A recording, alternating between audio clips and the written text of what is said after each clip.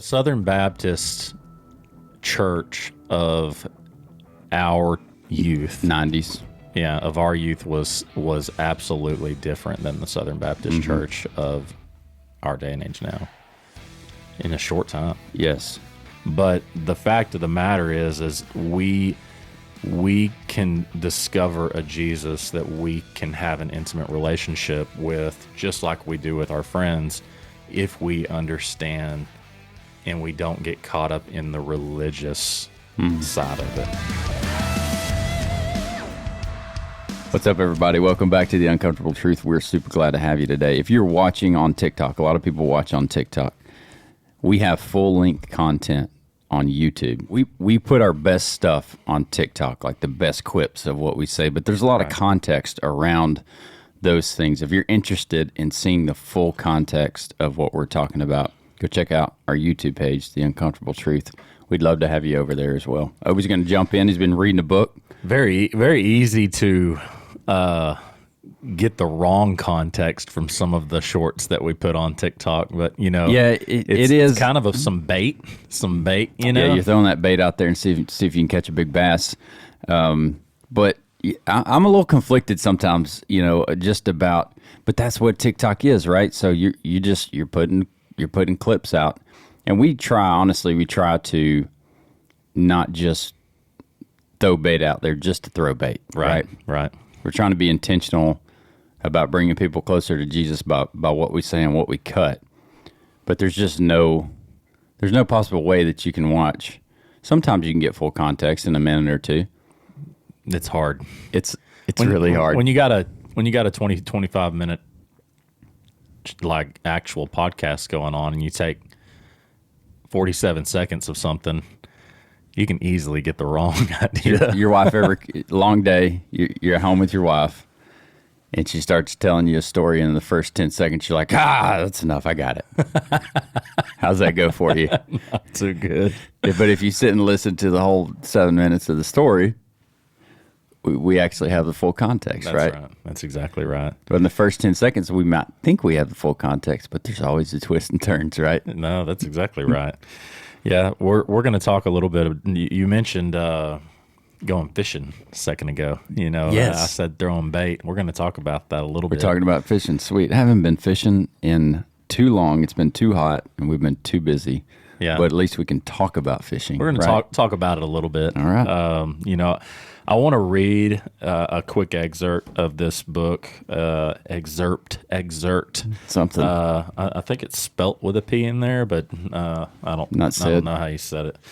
But anyway, it's the silent P, the one that hits the side of the toilet bowl. Yeah, that one. So John Eldredge, one of my favorite Christian authors, has some really great books on. I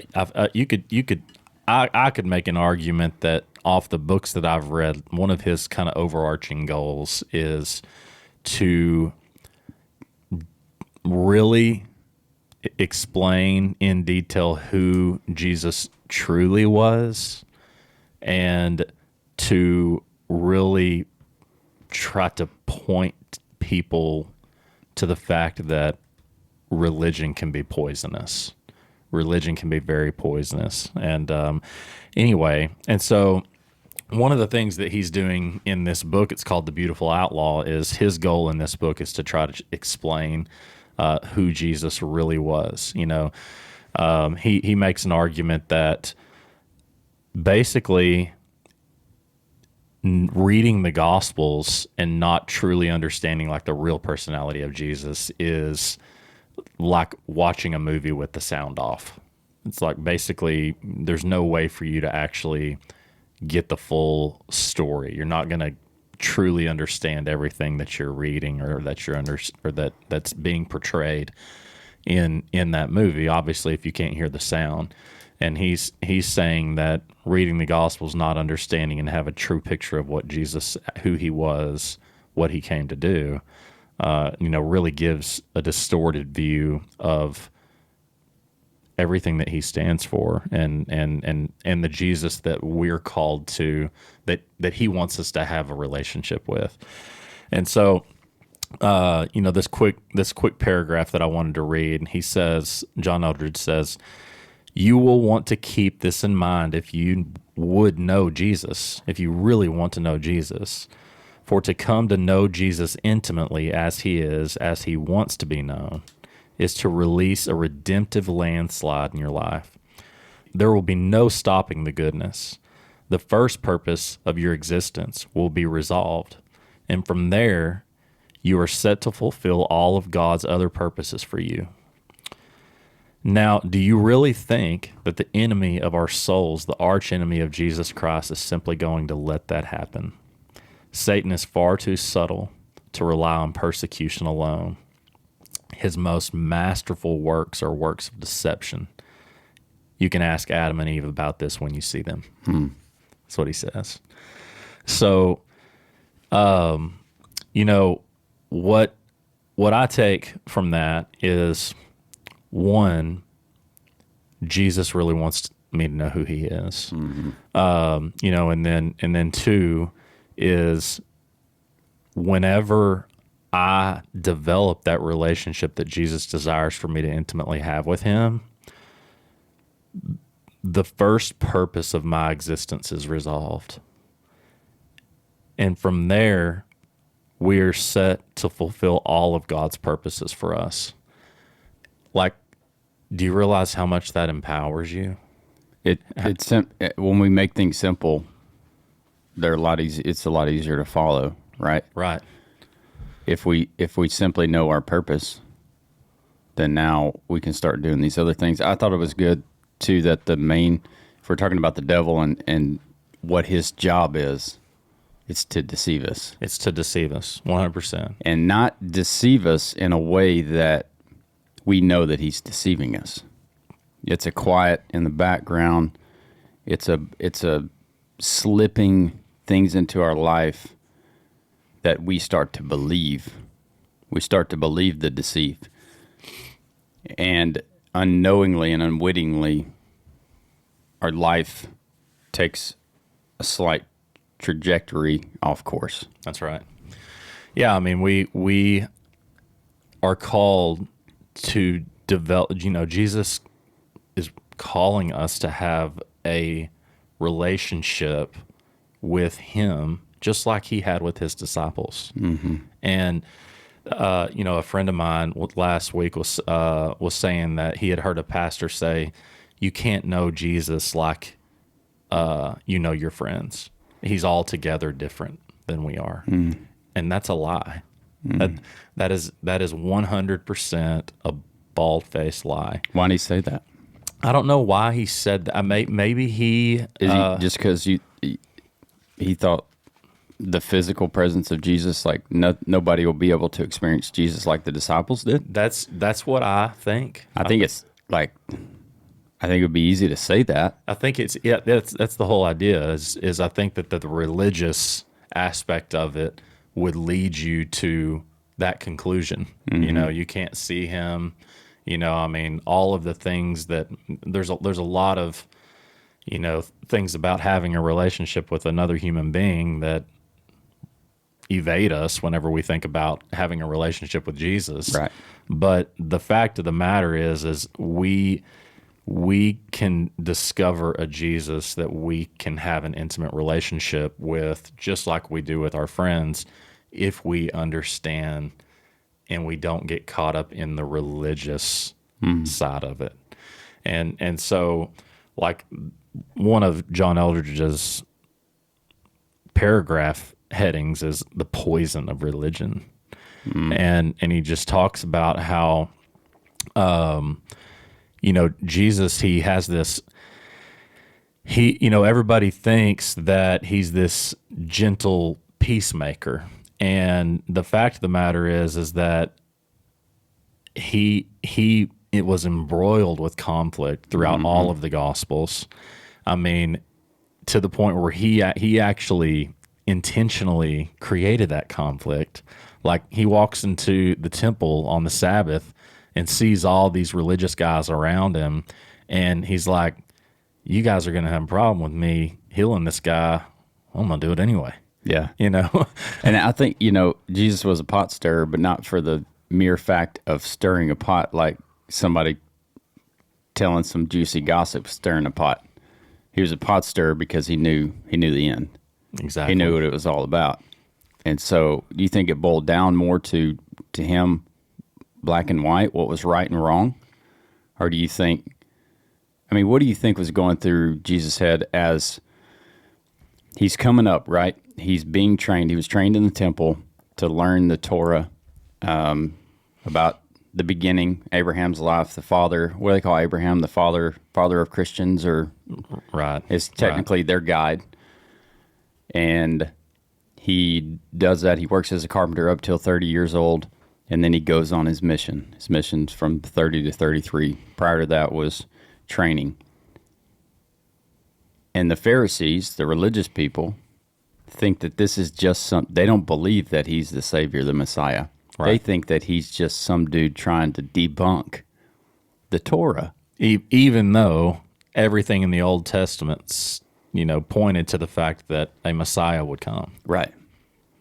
They didn't believe it. That's right. And so they, at every turn, tried to do what they thought was right based on religion. We talk about the devil deceiving. They were deceived. They didn't believe.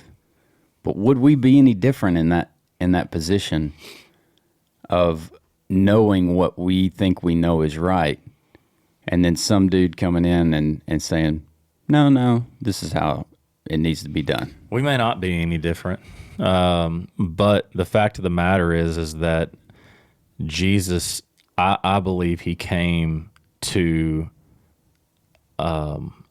rebuke the religiousness. I believe that, when we read the Gospels, you think, I think that we can go to church sometimes and hear a message from the Gospels and think about Jesus as this, again, this gentle peacemaker, this guy that just moseyed along and was just happy-go-lucky, and we actually discover that Jesus is often involved in some serious conflict, and that most of that conflict is provoked by him, and that every single one of these clashes that he has is with religious people. Until you get to the end. The Romans, yes. Yeah, until you get to the end. But who turned him over to the Romans? Yes. The religious people. And so it's so interesting to me, that you've got this Jesus that is, we in my mind, I guess why this is so intriguing to me is because my whole life I wasn't introduced to the Jesus that I'm reading about in the Beautiful Outlaw. I don't know if I'm thinking about that statement you just made. My whole life I wasn't introduced to the Jesus, essentially, that the Beautiful Outlaw outlines portrays him to be. Were we not introduced to him, or did we just not see it? Mark Gregson, when he was on the show, said something pretty profound, is that as parents, as Christian parents, our relationship with Jesus is probably the most important thing for our kids, right? As far as their relationship with Jesus up to a certain point. Yeah. Until they start to be able to form their own real relationship with Jesus. But it's began and rooted in what we do. As young Christians, is the Baptist culture around here was very, what would be the right word? Religious. Hellfire and brimstone. Yeah, bureaucratical. Yeah. The Southern Baptist Church of our youth, 90s. Yeah, of our youth was absolutely different than the Southern Baptist Church of our day and age now. In a short time. Yes. And that's impacted us, right? 100%. We don't want that to impact our kids, but we don't want to go so far the other way. And I don't know how far that is, right? But I'll give you an example of growing up. You had this True Love Waits. Do you remember True Love Waits? Yeah. And it felt like The impression I got, and my wife and I have talked a lot about this, is that sex was just bad. Right. Just bad. You just didn't do it. It was a bad thing. Yeah, for sure. It unless you were married, it was possibly the worst thing you could ever do. Yes. Like, that's the way it was portrayed. And it's beat into your head that sex is this horrible thing, unless you're married. They did say that, okay? But, like, it's just so beat into your head that my wife was super scared to have sex. Like, it was hard to turn. Maybe I shouldn't even talk about that on the podcast. I don't know. But I think it's okay. it's like, how do you just immediately turn that switch off Right. from what you've been taught? Just because you said some vows when you for 20 years you've learned that, sex is bad, and then you say some vows and now all of a sudden it's good. That's right. Do you ever remember your preacher maybe talking about drinking or smoking in the pulpit? Oh yeah. And then you walk outside and there's that one guy that's smoking a cigarette, and you think as a kid, that dude's going to hell.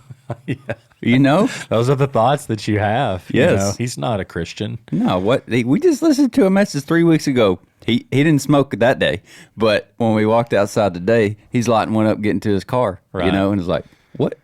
Did you not hear what the preacher just said? It's like, you have to do these things to be a Christian. Exactly. My whole point, I think, is we don't have a clear understanding of who Jesus came to show us who he is. Like and I feel like that, he came here to show us who he was and to show us who God is.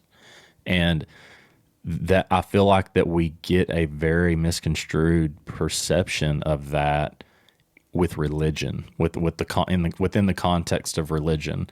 And for some reason, it's just always been this come down from the heavens, with your arms out portrayal of Jesus, this reverent, just this Lord of Lords and King of Kings, and he is that. Mm-hmm. But we missed the playfulness and the friendships and the fun and the just sneaky and the conflicting and all of the things that make him like us. Like we Yeah, he was human. we know that we have those qualities. Yes. And we talked about To deny those would be denying him. Yeah, and I feel like that if our goal is to have an intimate relationship with him, we need to be able to relate to people that we have intimate relationships with. And how do we relate to someone that is just this like come down from the clouds? I'm this Lord of, like, how do we relate to that guy without actually knowing him? Right. And so I just think it's so important for us to know him. And, we talked about, I was telling you earlier about talking about fishing, and one of the ways that this book, talks about, Jesus just trying to give an illustration of who he is, who he really is, it's, just let's go back 2,000 years. We're probably like 2 weeks post Jesus getting crucified on the cross. He, was buried in the tomb. 3 days later, he rose. At this time, this particular time that I'm talking about, Jesus had already revealed himself to his disciples like 2 times. He had already shown himself to them 2 times that he's alive. Mm-hmm. They believe that he's alive. Right. They know it. They've seen him. And all of a sudden he kind of disappears and he's been gone for a while. And they're anxious. They're on pins and needles. They're like, where's he at? Where did he go? And they're like, what are we supposed to do? We're just sitting here. What do we do? Where's our leader? And they're like, you know what?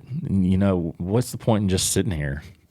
Let's go fishing, and I just try to think about myself, being in that anxious moment. What am I going to do? I'm not just going to sit there, right. Yeah. I'm going to go sit in the deer stand. Our families need some food.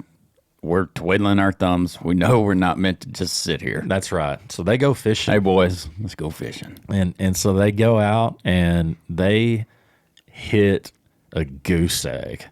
Like they're out there all night long. It's hot. They're getting even more anxious because they can't catch a single fish. Morning comes. They're decide they're kind of going to head up to the bank. They get about 100 yards from the bank, and they see this guy that they can't recognize on the bank, and he's standing there, and he's like if you're coming in on the boat and there's some guys standing on the dock, what do they typically say to you? Y'all doing it good? Y'all doing any good? Y'all catch anything? What you got? Yeah. How many? Yeah. I mean, and that's exactly what Jesus did. He's like, how'd y'all do? Did y'all do any good? And at that time, they still don't know, that it's Jesus, because he's kind of hiding. He's kind of, you would think that he would coming in on a white chariot, down the bank, and that's the way it's kind of portrayed to us. He might be messing with them. Yeah, he's totally jacking with them. And he gets there and asks them if they did any good, and they're like, no. He's like, hey, just he knew that. Wait. He knew they didn't do any good. Yeah, he did. He did. And he's like, y'all do me a favor, just throw those nets on the right side of the boat, and they throw their nets on the right side of the boat, and bam, and one of the disciples in the boat, he immediately knew. He's like, I've been here before. Yeah, this same dude. This is when we started on this revolution following you, and you nearly sank our boats because we caught so many fish. We had to pull another boat in the first time to get all of our catch. And this boat, after his death, this is the third time that they're seeing, and they didn't know that it was him. And then they all of a sudden have a boatload of fish in their net, and they're like, that's Jesus. And Peter realized after one of the disciples said it, and he jumps out of the boat, and he's swimming to shore to go meet Jesus. That's awesome. I just think about like our fishing trips, and the things that we remember from those trips, and then the stories that we tell, and they get to the bank, and Jesus has already made a fire, and he's getting ready to cook them breakfast. And, it specifically states in John in this story that they caught 153 fish. 153, that's quite specific. Why do you think they even mention that in the Bible? Well, I believe everything mentioned in the Bible is important. Absolutely. Yeah. So why 153? I think it was to reveal something else about Jesus. I feel like that it was just a revelation of Jesus knew that there was exactly 153 fish in that net. So you don't think they sat down and counted them? You don't think that Peter, Paul, they're sitting there counting them? I mean, look at the scene. I mean, they haven't seen this guy 2 weeks or more. He was risen from the dead. You think that when they got up to shore and Jesus is sitting over there cooking them fish, that they're sitting over by the boat counting the fish? No, they're all sitting around him like, dude, what's how up, man? can we soak up you? Yes. Like we missed you. Yeah, that's right. Yeah, that's right. What is our next step? That's right. We've been waiting for you to tell us, and we feel like we just went fishing because we didn't know. That's right. That's exactly right. And they are sitting there around a campfire. He's cooking them tilapia, or whatever kind of fish it was, and they realize after about 45 minutes, oh, we forgot to count our catch. We need to go over there and count our catch. And Jesus reaches down, grabs the last bite of fish, and it's like, oh, guys, there's 153. And they're like, oh yeah, Jesus is back. Like how playful and cool is that? That he decided to throw that nugget in there for us to be able to work around, like to analyze that and try to figure out why it was written this way. And the curiosity in my head goes to the fact that if you told me you went fishing yesterday and you caught a bunch of fish, I'm not leaving it there. Right. My next question is How many did you catch? How many did you catch? Yeah. And you're like, I don't know, a bunch. Like, no. How many did you catch? Well, 6. That's not a bunch. No. Depending on if you're, catching bluefin tuna or something. Yeah, then it's a Exactly. bunch. You think Jesus knew? Or what book was this, Mark? Was it It's in in Mark? John. John. Somebody knew that the reader would want to know. Maybe so we can get some closure and move through the story with the guys in the story. I don't know. I don't know either. I just know that John Eldridge believes that it was a nugget thrown into the story to be able to show just the context of sitting around a campfire of just everything about this is non-religious. You know, everything about it is, if it was religious, it would have happened in a temple on, you know, they would have been doing religious things, you know, and it's like everything about it is like just the boys. You know, it's like the boys are back. The boys they got back with Jesus, and you know he's cooking for them. He's kind of hiding. He's being playful with them, and he reveals himself to him, and it's just like a fun story. And we all look at it as and we analyze it in these religious lenses that pull us away from the playfulness and the intimacy of the actual story. And he believes that the religious people do it that way because it's Satan's favorite way to deceive us through the respectable channels of religion. You know, like whenever Satan is, his favorite way to distort a view of Jesus for us, to keep us from having an intimate relationship with him, is, again, he says in that book, so the deceiver deceives by means of distortion, and his favorite tool is to present a distorted Christ, and his favorite way to do that is through the respectable channels of religion. And so That's scary.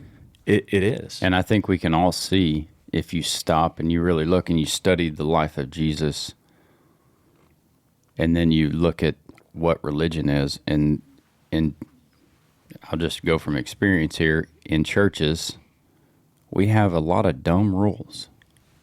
Why do we have those dumb rules? I think because humans got together and said, well, this lines up. The intentionality of it was not bad. This lines up with what Jesus said, so we need to set these rules of how this church, this body operates. Right. But it's a man-made rule, and those things can easily be turned into things that don't make a hill of beans in our life and just take us further away from Jesus. That's right. And increase the deception. That's exactly right. It's talked about so much. The Pharisees are talked about so much in the Bible because it's part of Jesus' life. And I believe it's a warning. And, man, if we don't open our eyes and pay attention to what's going on around us, we can be deceived, not even know we're being deceived. Yeah, it's no coincidence that every conflict that Jesus had in his time on this earth was with religious people. I think that's too big of a point behind our faith to just let it go. Yes. You know, and so if I'm wrapping all this up in just a fine little nutshell, it's Jesus desires for us to know who he is in an intimate way. We can't know who he is without knowing and understanding his true personality.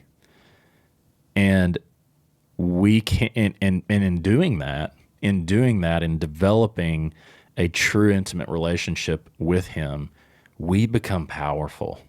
We find out our purpose in life. We get this resolve of we know what we're here for now. And that is the last thing that the deceiver wants. He doesn't, because he knows whenever we have a relationship with him and the Holy Spirit of God resides in our heart, he don't have a whole lot of power over us anymore. And so it's like well, let me distort this. Let me never allow you guys to have a true understanding of who this guy is, because I know I'm in trouble if you do. That's right. So I would just encourage our listeners, do your research, open up a book like The Beautiful Outlaw, get into any type of book that's going to discuss and talk about the personality of who Jesus really is, outside of the religious context or the religious sway, the persuasion that you might hear, at a church or somewhere, and use that to propel you into a wonderful, intimate friendship and relationship with Jesus Christ that you can have, that he desires for us to have, just like he had with his disciples, and go out and use that to create, to experience a peace and a joy and a life that's truly worth living. Yeah, that's good. That's how I would just kind of wrap it all up into a small little nutshell there. Yeah, that's good. Thanks for joining us today. We appreciate you being here. Hit those buttons at the bottom. Help us reach more people for Jesus. Go kick today in the face, and we'll catch you on the next one.